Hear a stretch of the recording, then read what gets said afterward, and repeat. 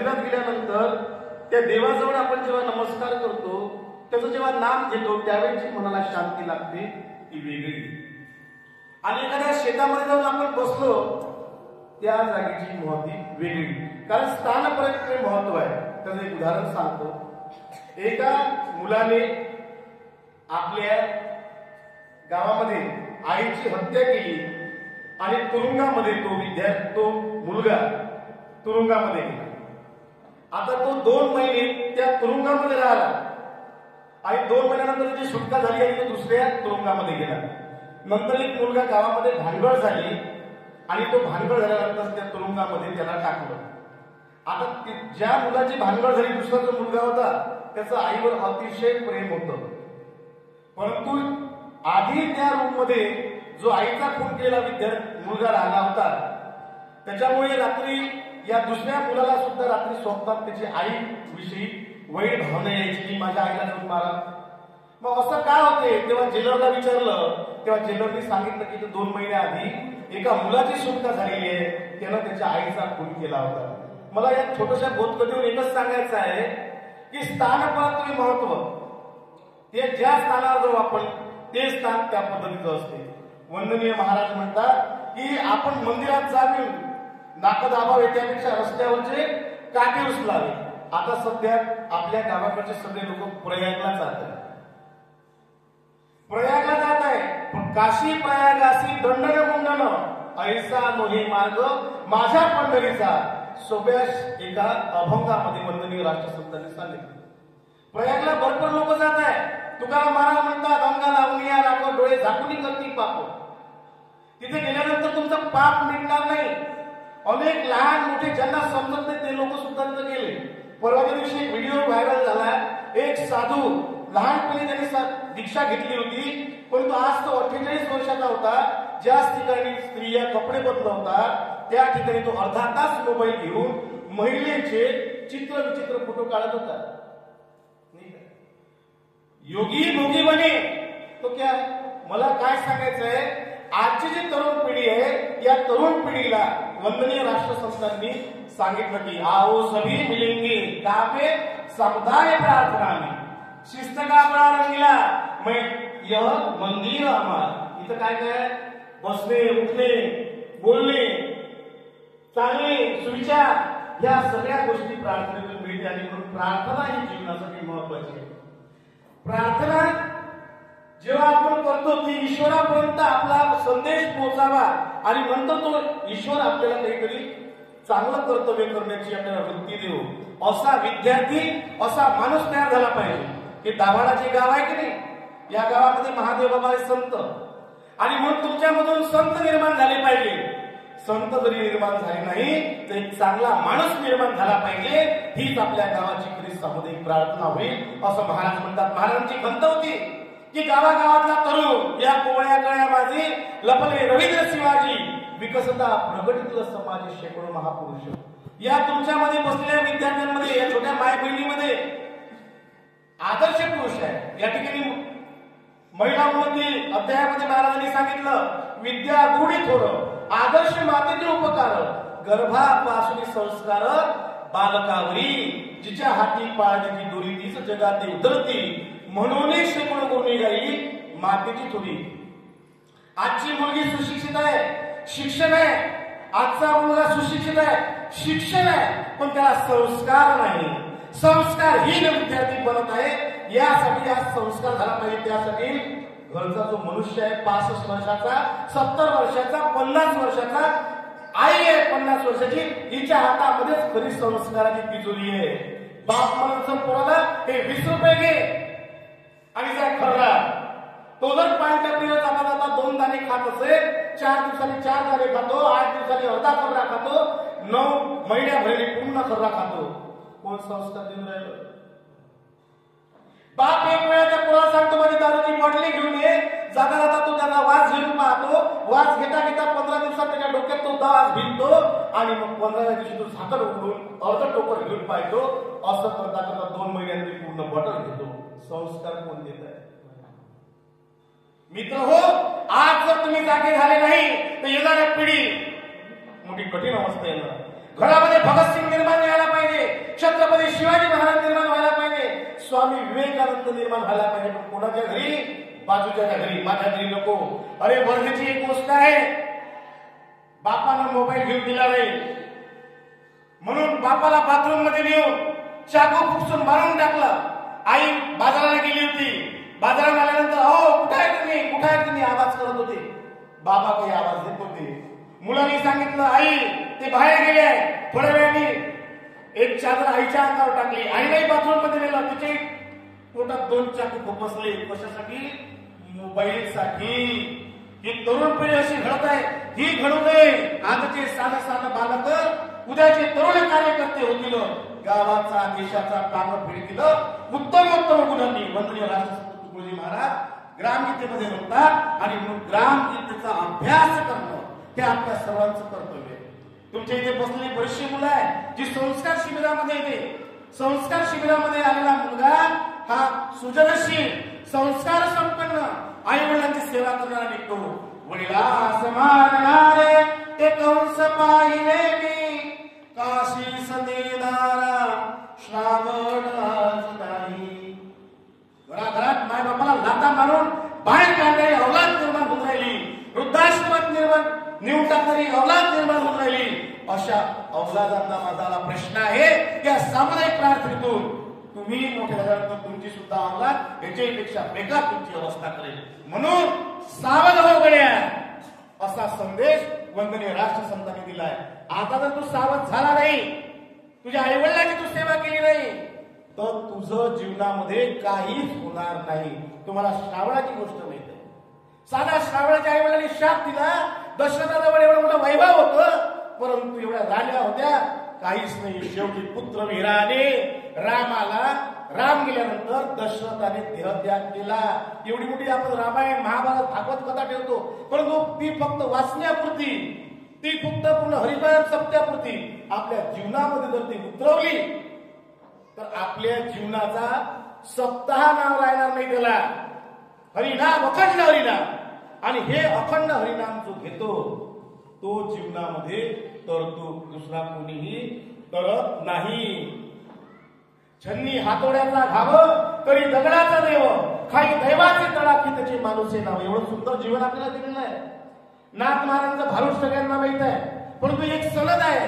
त्या सनदीमध्ये महाराज म्हणतात, एकनाथ महाराज 100 वर्षाचं आयुष्य घेऊन आम्ही तुम्हाला या देहपूर वस्तीमध्ये पाठवतोय. या देहामध्ये षडरूपू, मोह, मत्सर, त्याच्यानंतर सत्वगुण, तमगुण, अनेक प्रकारचे तुमच्यासोबत सोबती पाठवलेले आहे. तुम्हाला कसं तुमच्या गावात जगायचं आहे हे ज्याचं त्याला ठरवायचं आहे. परंतु आपण जगतो का? 100 वर्षाचं आयुष्य दिलं. मुलाच्या हाती 15 वर्षाचा मुलगा लायसन्स निघायचं आहे चालवलं, गाडी एवढ्या स्पीडने चालवतो की एखाद्या गाडीवर जाऊन आदळतो आणि त्याचं जीवन समाप्त होऊन जाते. त्याला स्पीड वाढवायला सांगितली होती का? नाही. परंतु प्रत्येकाला आपलं जीवन कसं जगावं? तंबाखूच्या पुढे लिहिलं राहते, त्याच्यातून कर्करोग होतो. सिगारेटीवर लिहिलं राहते, त्याच्यावर कर्करोग होतो. तरी सुद्धा आपल्याला 100 वर्ष जगायचं नाहीये ना. 100 वर्ष आपल्याला जगायचं नाही. आणि म्हणून आपण आपल्या तनक खाक किया है तनको मन को, आखिर दुर्गती पाया रे. या व्यसनाने आपलं जीवन दुर्गती होते. मित्र हो, हे होऊ नये. हेच वंदनीय राष्ट्रसंत तुकडोजी महाराजांना प्रार्थनेमधून सांगायचं होतं की कसं हो स्वर्ग संसार हो, हा संसार स्वर्गासारखा झाला पाहिजे. प्रत्येकाच्या घरात आनंद नांदायला पाहिजे. प्रत्येकाची मुलं सृजनशील असली पाहिजे. प्रत्येकाची मुलं आदरयुक्त असली पाहिजे. आई वडील जर आदरयुक्त असेल तर मुलगा सुद्धा आदरयुक्त होतो. कारण गर्भापासून संस्कार बालकावरी. एका आईने गब्बर पिक्चर पाहिला. पोटात 7 महिन्यापासून बाळ होतं. 2 महिन्यात तिनं 3 वेळा तो गब्बर पिक्चर पाहिला. मुलाचा जन्म झाल्यानंतर थोडा मोठा झाला. आईले म्हणते गब्बर तेरा नाम क्या है? आईला तर खूप प्रश्न विचारते. म्हणजे गर्भापासून संस्कार. त्या आईने जर रामायण वाचलं असतं, महाभारत वाचलं असतं, महादेवाच्या दरबारामध्ये सप्ताहामध्ये येऊन बसली असती, तर कमीत कमी तिचा मुलगा हा चांगला झाला असता. आपल्या मुलांना चांगले संस्कार देताना चांगले. एक छोटा मुलगा होता, शाळेमध्ये जायचा. शाळेमधून त्याला 2 पेन चोरून आणले. 2 पेन चोरून आणल्यानंतर आईला सांगितलं मला 2 पेन सापडले. आई म्हणे चांगलं झालं जाऊ तुझ्या कामात. 8 दिवसांनी 2 पुस्तकं आणले. आई म्हणे तुझ्या कामात. असे संस्कार त्याच्यावर होत होते. एक दिवस तो असा करता करता मोठा झाला. मोठा झाल्यानंतर त्याने एक बँक लुटली आणि आईला सांगितलं, आई आज मी बँक लुटली. आई म्हणे तू काय केलं? त्याला जेल झाला. जेल झाल्यानंतर त्याला शिक्षा झाली जन्मठेपेची. त्याला मोठा अमाऊंट केला होता. आई त्या दिवशी कडगड्यात रडत होती, अरे मी जेव्हा तुला म्हणतो लहानपणी जर मी तुला टोकलं असतं की हे पेन ज्याचे आणले असं त्याला परत कर, हे पुस्तक ज्याचे आणले त्याला परत कर, हे जर मी तुला त्याच वेळेस सांगितलं असतं तर तू एवढा मोठा चोर बनला नसता आणि आज तुला दरोडेखोर झाला नसता. मित्र हो, एवढी मोठी शोकांतिका आहे. म्हणून आजच्या मायबापाला समजणं आणि संस्कार देणं काळाची गरज आहे. कारण हे जे बसलेले आहे हे उद्याचे भावी नागरिक आहे, या देशाचे पिल्लर आहे. या गावाचा संत परिवारातील संत महात्म्याच्या याच्यातील हा एक वारकरी आहे. हा एक सामुदायिक प्रार्थनेचा पाईक आहे. आणि म्हणून याला जर सृजन करायचं असेल, चांगलं करायचं असेल, घरामध्ये ग्रामगीता, घरामध्ये ज्ञानेश्वरीचा पारायण, या गोष्टी सर्वात महत्वाच्या आहे. माणसाने माणसासारखं कसं जगावं हे वंदनीय महाराज सांगतात. पक्षी कडके किती बघ मेळ करुणी राहती, आपत्ती येता कोणती अतिसंग दुनिया धावती, तू मानवाचा ध्येय धरुणी काल तुझी भावना मन धर्म देशा रक्षणा कर सामुदायिक प्रार्थना. पशुपक्ष्यांना समजते की आपण याचा जीव वाचवला पाहिजे. एखाद्या कुत्र्याच्या पिल्ल्याला दुसऱ्याने पिचकू द्या, कसे धावतात आणि चाटतात. एखाद्या वानराचं पिल्लू खाली पडलं, वानर बा कसे जातात आणि त्याला अलगद उचलतात. एखादा कावळा मेला, बाकीचे कावळे बा कसे जातात आणि त्याची भरण पोषण करतात. माणसामध्ये असं होत नाही. माणसं ही खेकड्यासारखी आहे. एखाद्या लहानाचा मुलगा, एखाद्या गरीबाचा मुलगा जर वर जात असेल त्याला तंगडा कसा उडायचा हे माणसामधून आपल्याला आता शिकायला मिळते, पाहायला मिळते. म्हणून समाजाची जडणघडण होणं महत्वाचे आहे. ग्रामगीताच्या घरामध्ये, त्याच्या घरामध्ये ह्या प्रकार दिसत असतात. एका पशुपक्षी कडके बघा मेळ करून राहती, आपत्ती येता कोणती अगदी संकुटल्या धावती, तू मानवाचा देह धरून कुठे गेला तुझा? कशाला मनुष्य जन्म घेतला? एक राजा होता. त्या राजाने आपल्या शेतामध्ये 200 एकर शेत होतं. त्याच्यामध्ये गव्हाचं पीक पेरलं. गव्हाचं पीक पेरल्यानंतर रोज चिमणे यायच्या, पक्षी यायचे आणि त्यांनी गव्हाच्या उभ्या घेऊन जायच्या. राजाने सांगितलं प्रधानाला, या वावरावर पूर्ण काय करतो, जाळ टाक. आणि जाळ टाकल्यानंतर ज्याच्यात पक्षी अटकेला, जाळ टाकलं, पक्षी अटकले.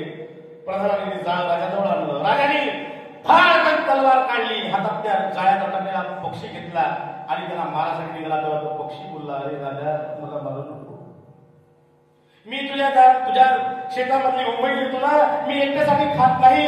ती 2 पिल्ले आहेत, तिची आई मरण पावली आहे, त्यांना देते.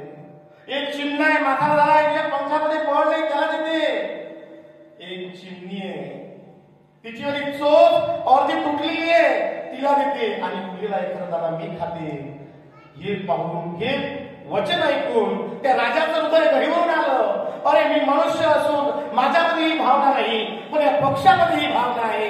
हेच वंदनीय राष्ट्रसंत तुकडोजी महाराजांनी प्रार्थनेतून सांगितलं. पशुपक्षी कडके किती बघ मेळ करून राहती, आपत्ती येता कोणती अतिसंग दुनिया धावती, तू मानवाचा देह धरुणी काल ही भावना महाराजांनी प्रश्न केलाय. ही भावना निर्माण होण्यासाठी आपल्याला कथा, कीर्तन आणि चांगला विचार आपल्याला जोपासावा लागेल. त्याच वेळेस ही सगळी मुलं चांगली आदर्श होईल. आदर्श झाली की गाव आदर्श होईल, नाही का ठाकरे साहेब? हे गाव जर आदर्श करायचं असेल तर या पोरांवर आहे ते.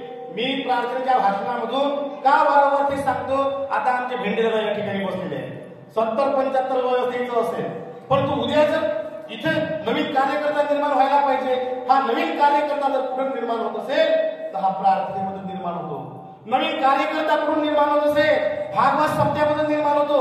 नवीन कार्यकर्ता कुठून निर्माण होत असेल, ग्रामगीता प्रवेशनामधून निर्माण होतो. कारण त्याच्या हृदयामध्ये जोपर्यंत चांगले विचार जाणार नाही तोपर्यंत त्याच्याप्रती कुबुद्धी जाणार नाही. अलीकडे सगळे मुलं मोबाईल पाहतात, तेवढे एवढे मोबाईल पाहतात की त्यांना झोपही येत नाही. सकाळी शाळेत जायच्या जीवावर येते. परंतु तेवढेच जर आपण वचन रोज जर आपण एखाद्या पेन घेऊन डायरीवर लिहून काढले, 10 वेळा जर लिहून काढले तर आपोआप पाठ होतात. आपोआप पाठ झाले का तो रोज आतमध्ये जातो आणि मग त्या पद्धतीनं तो विद्यार्थी तयार होतो. जैसे खावे अन्न तैसे बनते बुद्धी आणि मन. जसं अन्न खाऊ आपण, जे खायचं आहे ते खाल्ल्यानंतर तसं त्याचं रक्त बनते, तसे त्याचे विचार बनते. एखादी बाई जर भांडून स्वयंपाक करत असेल आणि तो जर स्वयंपाक दुसऱ्याने खाल्ला त्याच्या घरचे भांडण लागलेच समजा.